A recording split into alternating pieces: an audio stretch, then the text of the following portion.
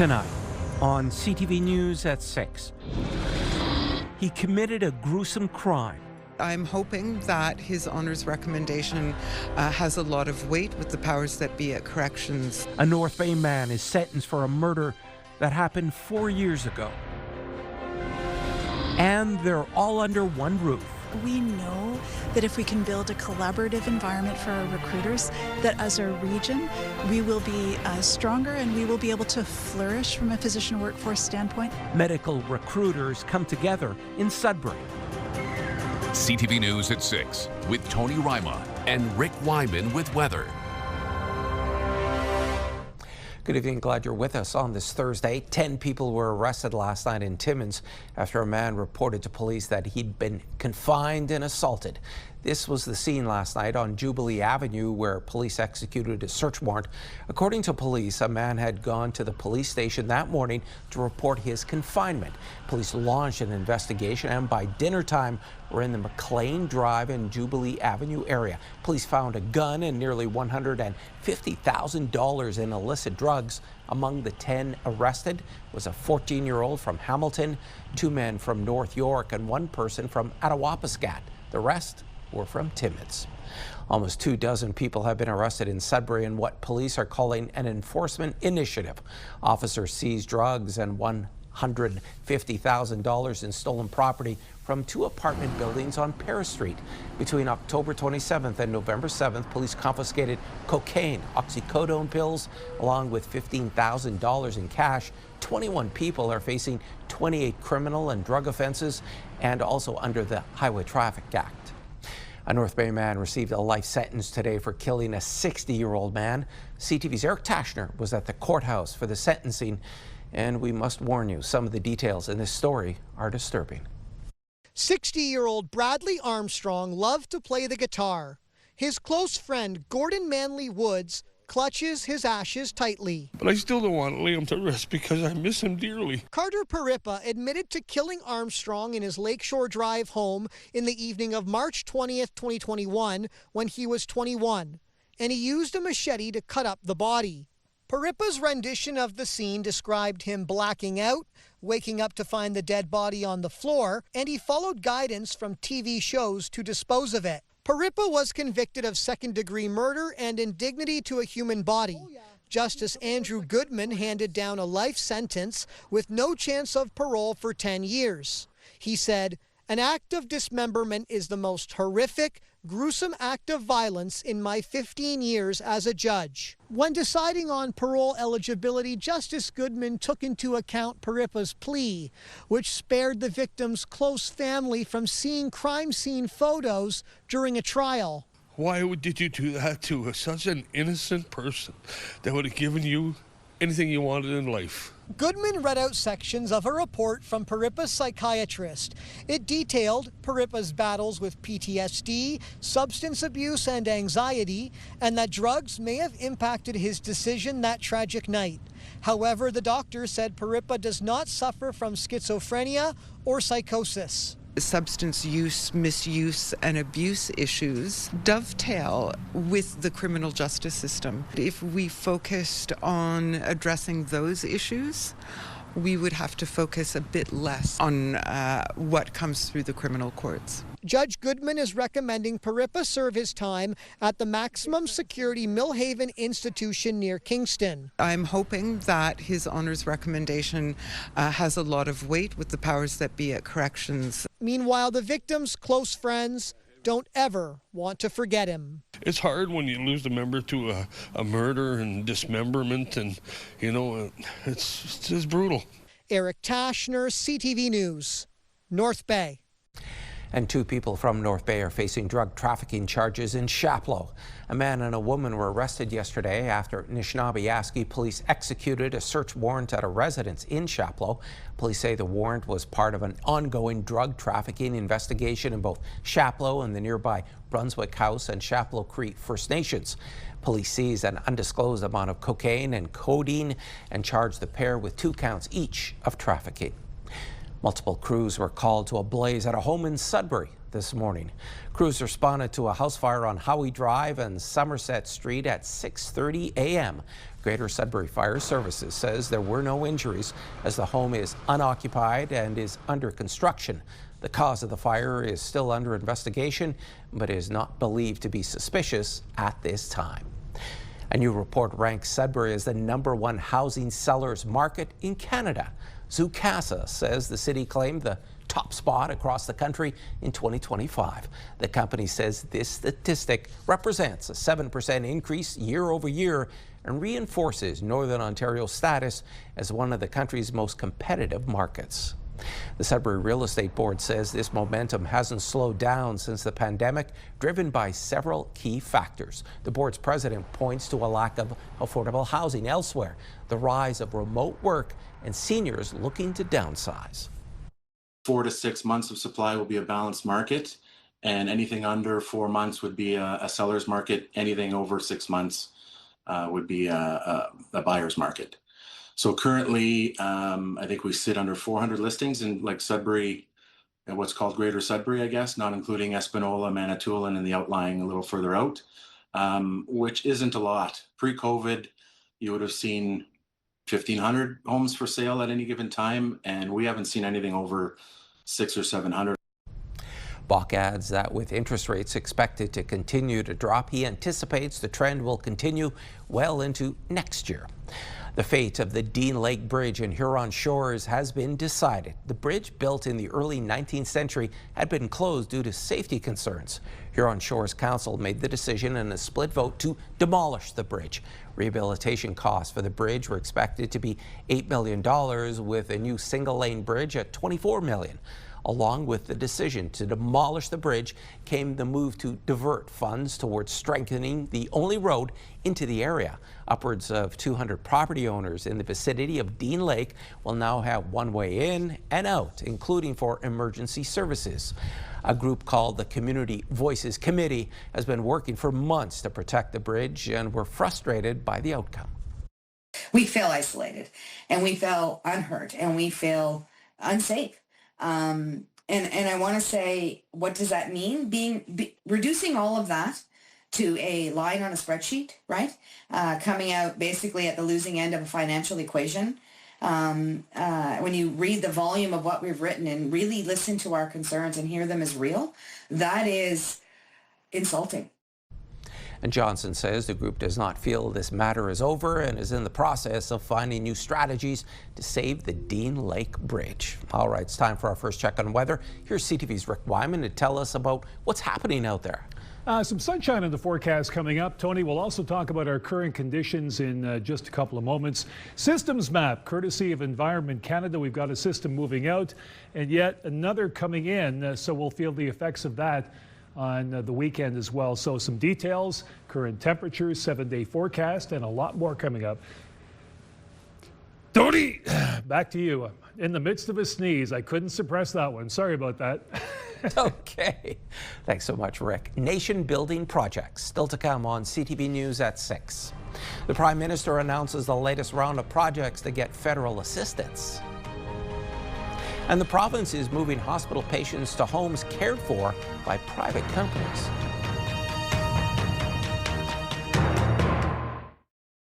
It happened. Send it to CTV News. Text 10400. From your screen to ours. Text 10400. CTV News has learned Ontario is quietly launching a program that could move hundreds of patients from hospitals to their homes cared for by private companies. As John Woodward reports, it's meant to help reduce overcrowding in hospitals. Dr. Amina Jabbar has a problem in her seniors internal medicine unit just outside Toronto. You know, at the beginning of fall-ish, with a 30% rate of patients who just can't go home. Can't leave the unit in the Trillium Health Partners Hospital, meaning there's no room for anyone new. A problem replicated across Ontario hospitals. Government figures say some 5,000 patients are in this situation, half of them waiting for long-term care beds that aren't opening up either. The Ontario government proposing to find a way to care for them at home, according to documents obtained by CTV News, the model called high-intensity bundled home care. A call for proposals for companies who can care for patients who meet a crisis designation, who have mental health or addictions issues, and who are awaiting rehab but can't get a rehab bed. At this stage, the ministry is planning for 570 weekly active patients across Ontario, 145 of those in Toronto. The government would pay a flat fee of $1,500 per week for people with mental health or addictions issues and $5,000 per week for anyone with higher medical needs. Critics worry there's already a worker shortage. I hear from home care recipients all the time that it is very difficult to find workers. There are missed appointments. There are issues with, of course, the safety that comes with that. The province's opposition is recalling problems with previous efforts at home care. People going without catheters. We've all heard those nightmare stories. So I have some very deep concerns. Dr. Jabbar, hopeful but skeptical it's enough. It is the supports that we absolutely need at home. But frankly, it's a Band-Aid on a gaping wound. There's a very short timeline here. The government is asking these companies to submit their proposals in a week, with the expectation their service will be up and running in 4 weeks. The projected cost for the first tranche of patients is expected to be about $11 million. John Woodward, CTV News. The meeting of G7 foreign ministers has wrapped up in Niagara-on-the-Lake. Anita Anand hosted her G7 counterparts, as well as ministers from 7 other countries. They discussed a host of global issues, including the war in Ukraine, the Middle East, energy security, and critical minerals. Anand also had a bilateral meeting with U.S. Secretary of State Marco Rubio, the first in-person meeting between the two since President Donald Trump announced he was ending trade talks with Canada. Anand says they did not discuss the ongoing standoff between the two countries. As foreign minister, my responsibility is to represent Canada on the world stage on these and other issues. That's exactly what I did. And I'm respectful of my colleagues' portfolios, one of whom is Dominic LeBlanc, whose role it is to cover Canada-U.S. trade. During the G7 meetings, Anand announced additional sanctions against 13 Russian individuals and 11 entities, including some that support Moscow's drone program and vessels in its shadow fleet that transport energy. While the White House is downplaying the newly released private emails from convicted sex offender Jeffrey Epstein's estate, among the 20,000 documents released in several exchanges, Epstein references his friend Donald Trump, casting new scrutiny on their relationship. With more, here's CTV's Joy Melvin. In newly released emails, convicted sex offender Jeffrey Epstein wrote a New York Times reporter in 2015, suggesting he might have dirt on Donald Trump.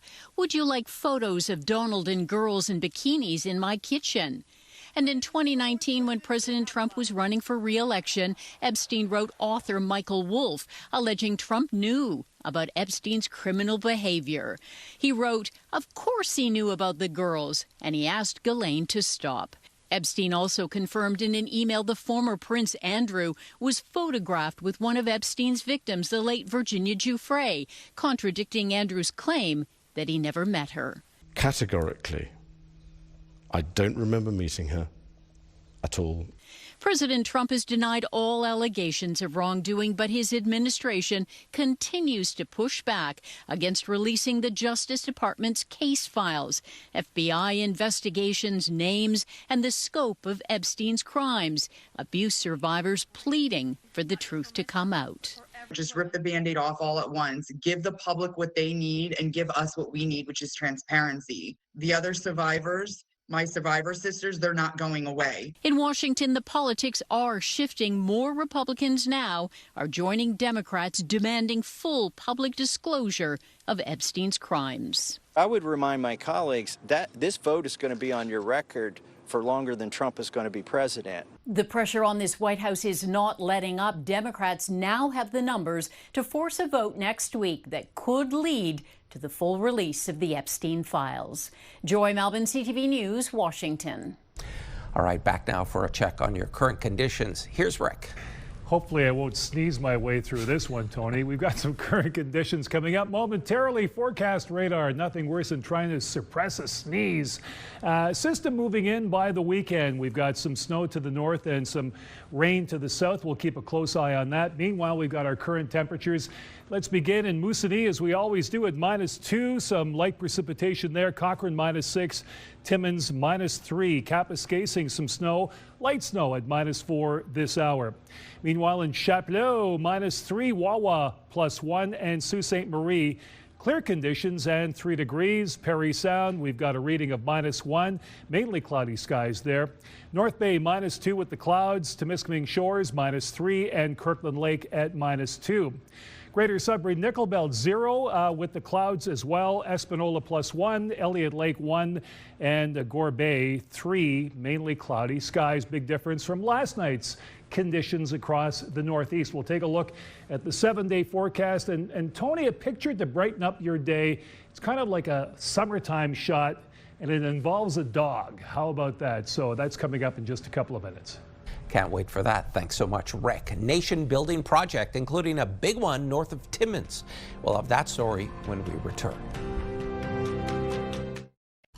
The Prime Minister named Canada Nickel's Crawford Nickel project north of Timmins as one of its nation-building projects today. CTV's Lydia Chubak reports this designation is aimed at getting the nickel mine up and running as fast as possible. Canada Nickel's Crawford Nickel project, located about 40 kilometers north of Timmins, is on the brink of becoming the largest nickel sulfide mine in the Western world. Today, the federal government named it a nation-building project. I can tell you that when, for example, China put export restrictions on a number of critical minerals, many major manufacturers were close to shutting down their operations. That's not good for Canada. That's not good for our allies. The reality is nickel is one of those commodities that are being manipulated today. Crawford is a step to debottlenecking or reducing that stranglehold on critical minerals. The label puts the project in the fast lane to getting built quicker. This clear sign from the federal government that this is a project they want to see go forward makes those discussions that we're having with partners in Japan, Korea, and other G7 countries move that much quickly. Hodgson says the federal government is putting up approximately $6.8 million, and the investment will help the company attract the capital it needs. What we want to do is enable things so that the private sector funds it. And by it doing that, the next mine that comes along, people will say, hey, Crawford did it. We can do it too. That's the goal. Selby says as a priority project, he's hoping that will also help Canada Nickel access future funding envelopes and permitting quicker as well. The company also has a first-of-its-kind Indigenous ownership deal with Taquatagamu Nation, which the company says is the largest ever First Nation investment in a critical minerals project. It also has partnerships with several other First Nation organizations. That's something that doesn't happen overnight, but over 6 years, we've built the relationships, we've created the opportunities, and very much looking forward to working together with them to make the project a reality. Selby hopes with today's designation he can welcome everyone who was here today back for a grand opening next year at its property on Highway 655. Lydia Chubak, CTV News, Timmins. And the Ontario Mining Association was pleased by the announcement today, saying Canada Nickel's Crawford project will lead the way for other mining investments in the province.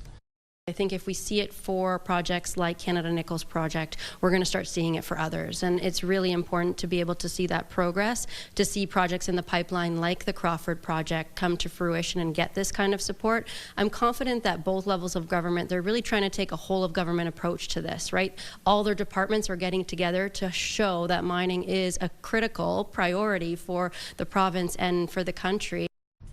The mining sector as a whole was on the federal minister's mind yesterday when he was in Sudbury. Tim Hodgson says he wants to understand what's needed to better support the industry and the communities that are dependent on it. With the world knocking on Canada's door for critical minerals, Hodgson says he's looking to ensure Canada can capitalize. Some of the issues raised in Sudbury were clarity for permitting new mines, environmental responsibility, and working closely with First Nations. We have all of the critical minerals that the rest of the world needs. Our G7 allies are begging us for an opportunity to have supply chains that are with us that don't involve non-market actors. And it's our opportunity to deliver that. And that will create good paying jobs for people, right here in Northern Ontario. Mining wasn't the only industry making headlines today. Prime Minister Mark Carney announced the next wave of projects from the federal list. CTV's Mike LeCouture has a look at today's announcement. They are part of nation-building strategies to transform our economies. The Prime Minister says the transformation is necessary because it's estimated U.S. tariffs and the accompanying uncertainty will cost the Canadian government $50 billion.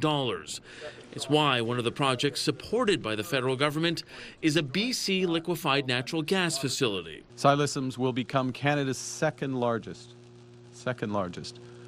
LNG facility with a capacity to export 12 million tons of LNG every year to new markets.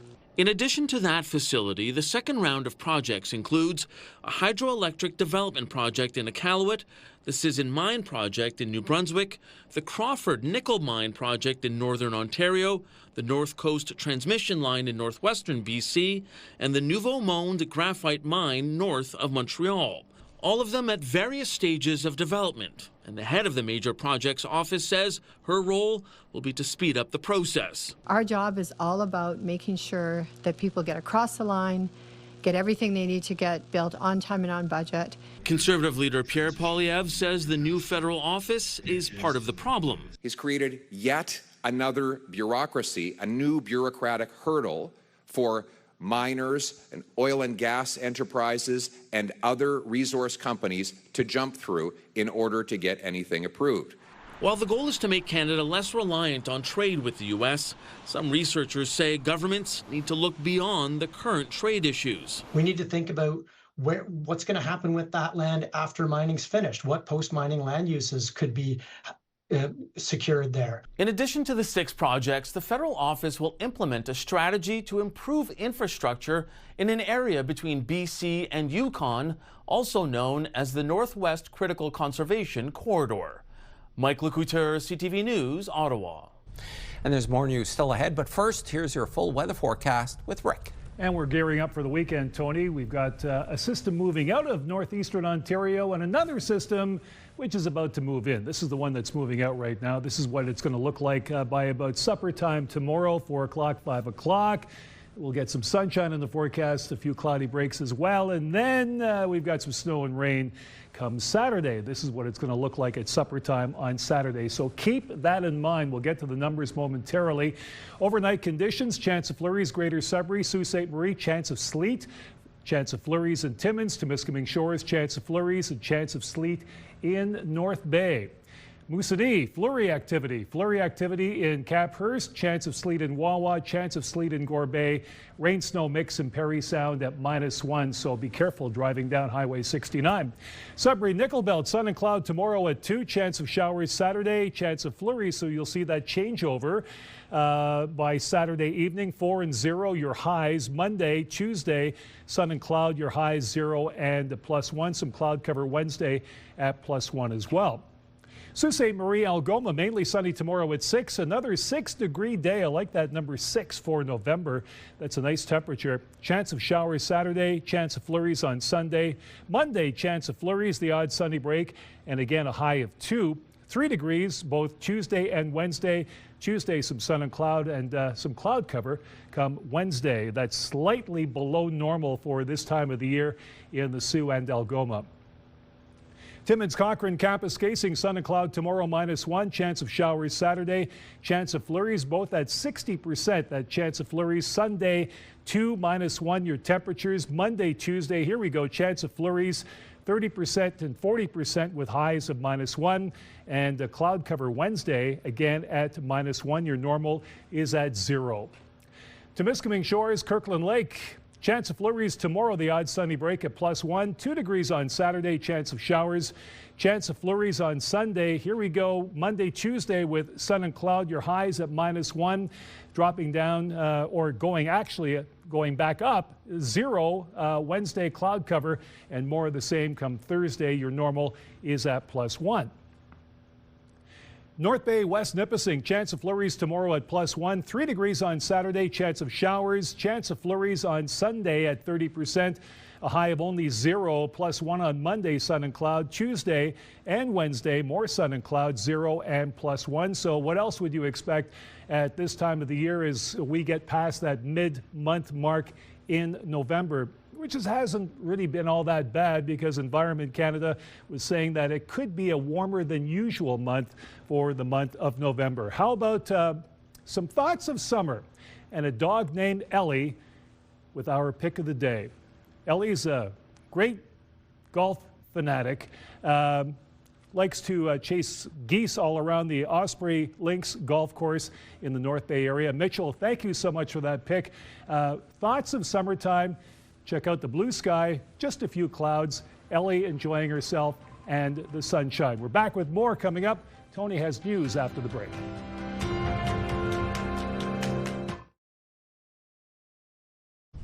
Closet Share in Sudbury is the distribution point for one of the community winter clothing drives.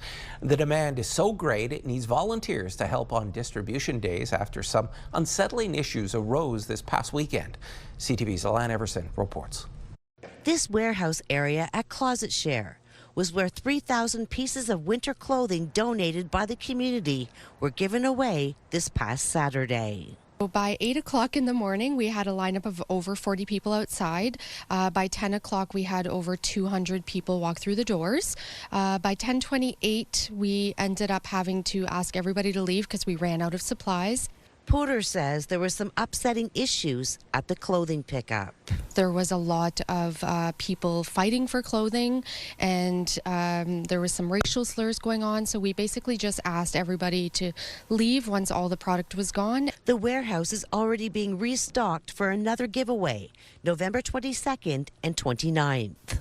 It's heartbreaking to see that people are fighting over winter clothing because they are in such need of it. So, and it's not just newcomers, it's not just the vulnerable, it is everybody in our city that is struggling right now.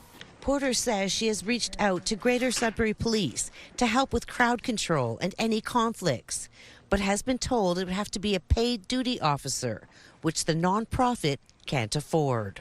It was very scary to see the need in the community. It was scary to see all the racial comments and the issues that we were faced that day with, and how many people came through the doors so quickly. We were not prepared for it. We are learning as we go, and I think that it takes an entire community to run something like this. Porter is hopeful the community will come through and people will volunteer to help make the next distribution day a smooth and peaceful one. Alan Everson, CTV News, Sudbury. And there was a gathering in Sudbury today to celebrate community and shine a light on the work being done locally. We get more from CTV's Angela Gemmel. The founder of Angels of Hope Against Human Trafficking speaks to someone interested in hearing more about the nonprofit. The charity was one of a dozen at the Heart of the Crater fundraiser. It was important for me to be here and our organization to be here today to represent what the Community Foundation has been able to help us with, and that was fund our anti-human trafficking billboards across Sudbury. Without the Sudbury Community Foundation, this wouldn't have been possible. The event was organized by the Sudbury Community Foundation, which is a public foundation and charity that helps fund other charities across the city. Because this is our inaugural event, we have 12 different organizations that have stations set up to just be able to answer questions and talk a little bit more, give a little bit more information about their programs, and again, how it's actually impacting people. Each station was represented by charities that have been recipients of funding from the Sudbury Community Foundation. With the holiday season coming up, times can be a little tough for families. We also know that there's a lot of issues that are happening here in the Sudbury community, and a lot of the organizations here are doing work that impacts that directly. We're in a special place right now as the Community Foundation to be able to be that catalyst of change in bringing people together. Given the turnout today and the feedback La Chapelle is hearing from those in attendance, she's hopeful the event can grow in the future. Angela Gemmell, CTV News, Sudbury. A North Bay Rotarian has received the Paul Harris Fellow Award. Kevin Oshevsky was honored with the Rotary Club's highest award for his years of service to the community last Friday, surrounded by his family. He supported the CIBC Run for the Cure and YMCA Fill the Bus campaign, among other charitable North Bay events. The recognition night was even a fundraiser for the Rotary Club's ongoing support of polio eradication and breast cancer research. Communities across the north are gearing up for their visits with Santa. The Sudbury Parade Committee released its route map for the parade next weekend. This year's route is slightly longer than last year. The parade will start at St. Anne Road at Notre Dame Avenue and wind its way through the downtown. You can catch the parade Saturday, November 22nd at 5 p.m. Timmins and North Bay will get to welcome jolly old St. Nick first. The Timmins Parade is this Saturday at 6 p.m. with North Bay's parade on Sunday at noon. And the Sioux welcomes Santa Claus November 22nd at 5:30 p.m. Our Children, Our Future is kicking off its Tree of Dreams campaign on Friday, November 14th. Visit any Canadian Tire location in Greater Sudbury, choose an ornament from the Tree of Dreams, purchase a gift for that child, and return it unwrapped to a Canadian Tire associate. Canadian food delivery service Skip the Dishes has released its annual national orders report today, sharing some of the year's delivery trends. Butter chicken was the most ordered item on the app for the third year in a row. Garlic naan, California rolls, French fries, and poutine rounded out the top 5. The community of Thorold in southeastern Ontario held the 2025 record for most deliveries after 10 p.m. Thorold is home to Brock University, which the report believes to be the reason for the late-night snacking. What was the largest order placed through Skip the Dishes this year? $1,000 in flowers ordered in Toronto. Coming together, still ahead on CTV News at 6. Medical recruiters gather in Sudbury as communities look to find doctors.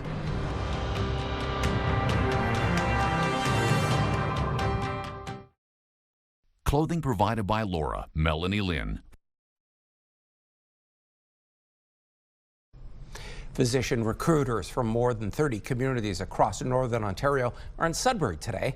They are meeting with Nossum University medical learners for the Northern Ontario Community Concierge and Connection event. CTV's Lindsay Alick reports.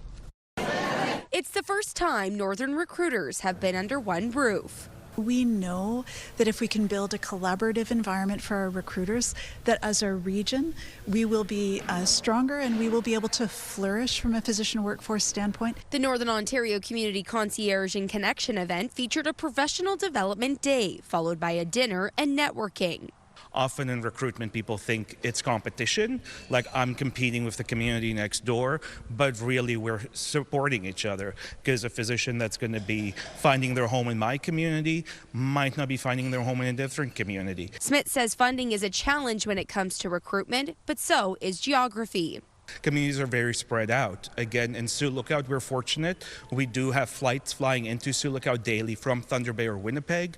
I know colleagues in communities like Dryden or Hearst or Manitowoc, they might not have flights coming in. So if a locum physician is coming up, they have to fly somewhere, rent a car, and then drive 3 or 4 hours. Again, in the winter, that is not ideal. Newbury says the number one thing that gets grads in the doors is financial incentives. Often our new grads are graduating with significant debt, and those financial incentives matter from the initial recruitment standpoint, but we know that what retains people is actually a really fulfilling career in a place that matters to them with people who they enjoy working with. Dr. Newbury says the hope is to make this an annual event, and that Nossum already has another event planned in October of next year to include learners from the west side of their campus in Thunder Bay. Lindsay Alick, CTV News, Sudbury. With respiratory virus season upon us, Health Canada has just approved the vaccine against RSV for a new group of Canadians. But as CTV's Pauline Chan tells us, they're still working on exactly who will be covered. Jenna Ketty is 21, in university, and trying to live her best life while dealing with fibromyalgia and a rare form of arthritis. You deal with a lot of stiffness and pain, and I am on a number of medications. She's had several bouts of pneumonia over the years and even went into septic shock one time, and she worries about RSV every fall, so news of the expanded coverage for the Abrysvo vaccine is welcome. It means a lot to folks like myself who, I live with immunocompromising conditions, so if I do get RSV, it's quite scary. The Ontario government currently funds the vaccine for all adults aged 75 and older. The vaccine is also funded for all adults aged 60 and over who are living in a chronic care facility. RSV immunizations are also covered for infants and pregnant women at 32 to 36 weeks gestation to protect their newborns. But Dr. Sean Edwards says the details of who will get coverage for the $240 shot in the 18 to 59 age group are unclear. They may be getting cancer treatments. They may be on immunosuppressant drugs for chronic illnesses such as psoriasis. So at this point, we don't exactly know who in that 18 to 59 age category is best to immunize. What he says is clear is that the vaccine can make a huge difference. The vaccine was about 80% effect, 80 to 90% effective over 2 years at preventing hospitalization and critical illness such as ICU admission. Right now, young adults with complex conditions like Jenna can talk with their doctor about getting a prescription for Abrysvo. It's a somewhat nuanced discussion for younger adults, age 18 to 59, because we don't have specific NACI recommendations on this group yet. So it really would depend on the severity of their illness and the level of their immunosuppression. It won't be covered by the province yet, but many private insurance plans will cover the cost. Pauline Chan, CTV News. Tonight is the Ottawa Senators Hockey Fights Cancer Game at the Canadian Tire Centre. It's a reminder that there is much more to life than hockey, but also that the game we love can do so much good. CTV's Dylan Dyson has that story. Yep. Drake Batherson and the rest of the Ottawa Senators are wearing special hoodies for tonight's Hockey Fights Cancer Game. Definitely brings back a lot of good memories and miss them every day for sure. They're honoring the Bell family, and in particular, young Griffin Bell. Me, Thomas would go down to his driveway, play ball hockey with them. Really tight with the whole Bell family ever since I've been in Ottawa. At the age of just 1, Griffin Bell, known lovingly as Griff, was diagnosed with a form of childhood cancer called neuroblastoma. In the years that followed, Griff was embraced by the Sens as he battled the disease. Hey Griff, it's Brady Kachuk here. We're all thinking of you. Keep fighting, stay strong. Hopefully we get to see you at a Sens game here. Hi Brady, it's Griffin. I hope to see you on the outdoor rink. He went through some tough times, and we bring him in here, whether it was after a game, before a game, and just see him smile. I think that was the most amazing thing. When I say Griff, you say gang. Griff, gang, Griff, gang. Griff passed from the disease in March 2024 at the age of 6. With Griff, especially a day like today, I think back to the relationship we had and how much joy it brought to him, bringing him into the dressing room and hanging out with the guys and having him at the rink on the glass and stuff. As the Senators take on the Boston Bruins, it's expected to be an emotional night for everyone involved. It is going to probably hit them a little bit, which isn't necessarily a bad thing. I think it's a great, it's a reminder of that there's more to life than hockey. They're a good group of kids. Like our guys really care, and I know that they'll have some deep reflection at certain points in time, but they're pro athletes. They'll get themselves ready to play. But certainly this is a special evening.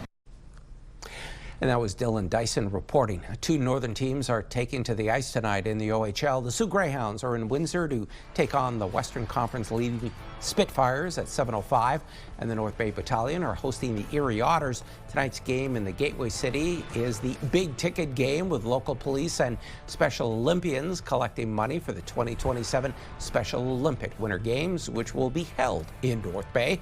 Puck drop tonight is 7 o'clock. In the NOJHL, the Espanola Paper Kings are in the Nickel City to take on the Greater Sudbury Cubs. The two teams continue to be tied in the standings with 27 points apiece. Game time at the Countryside Arena is 7:10. Fans of the Timmins Rock will be able to use the main entrance at the McIntyre Arena tomorrow night as construction of the new accessible entrance is now complete. Well, almost. According to the city's post on Facebook, the delivery of the railings was delayed. These ones are just temporary. The permanent railings will be installed next month with no disruption to patrons at the MAC. Whoopi Goldberg is celebrating a birthday, and Captain Marvel's Brie Larson is packing a punch as a princess. David Daniel has the latest in tonight's Hollywood Report. Princess Rosalina, you're coming with me. Captain Marvel herself, Brie Larson, plays another overpowered super being in the Super Mario Galaxy movie. Nintendo revealed the title and casting in a live stream, and the trailer racked up more than 1 million views in its first 4 hours on YouTube. The animated adventure is due in theaters April 3rd. This is something you did, and everything you lost, everything you're about to lose. You ready? You deserve to lose it. Response officers Grace, Annie, and Tommy face the facilitators of Belfast organized crime in the new season of Blue Lights. The show won this year's BAFTA TV Award for Best Drama Series. Season 3 of Blue Lights premieres on BritBox today. It's a big day for Whoopi Goldberg. The EGOT winner, comedian, author, and TV personality turns 70 years old today. Happy birthday, Whoopi Goldberg. In Hollywood, I'm David Daniel.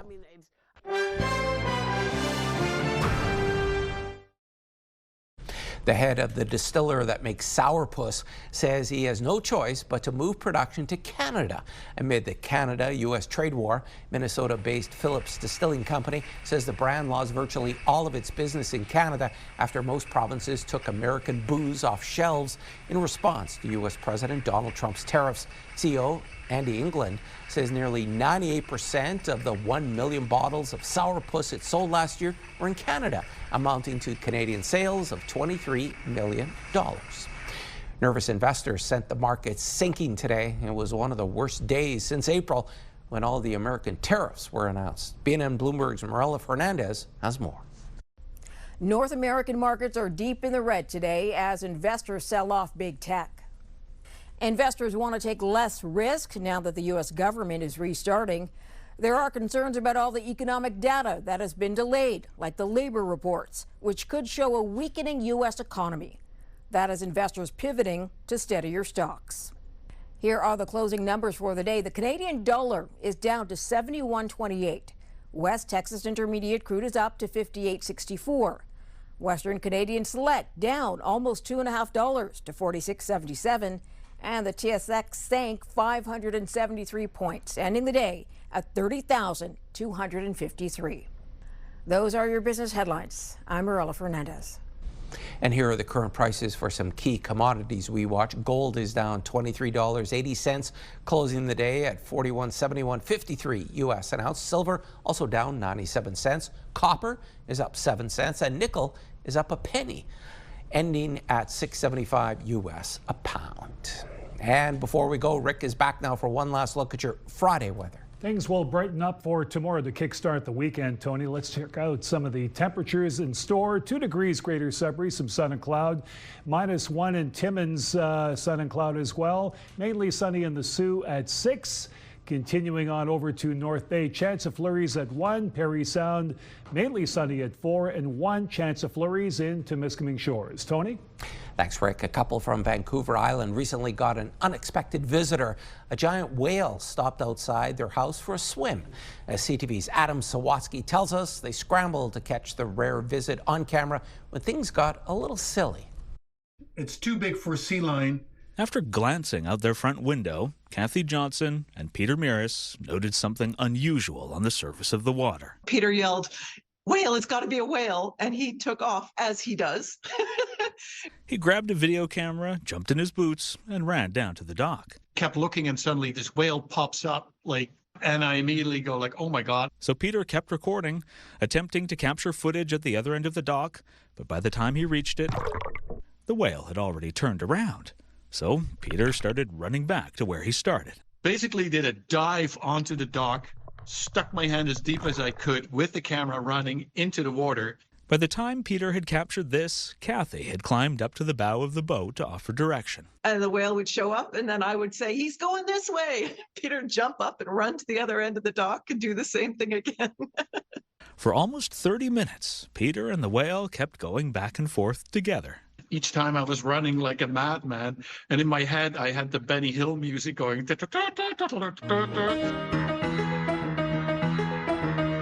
So Peter ended up editing the footage like the British comedian might have, by adding a suitable soundtrack.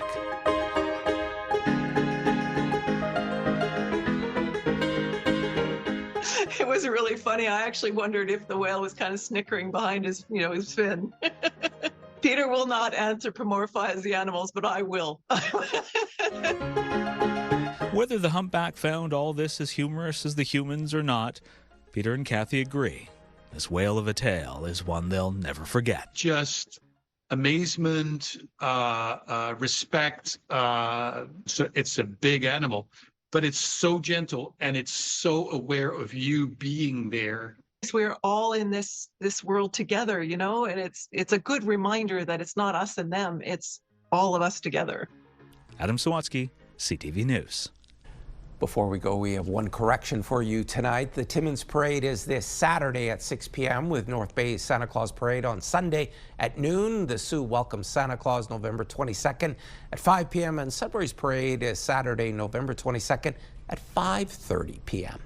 And folks, thanks for watching CTV News at 6. More news comes your way at 11:30 with Ian Campbell. Good night.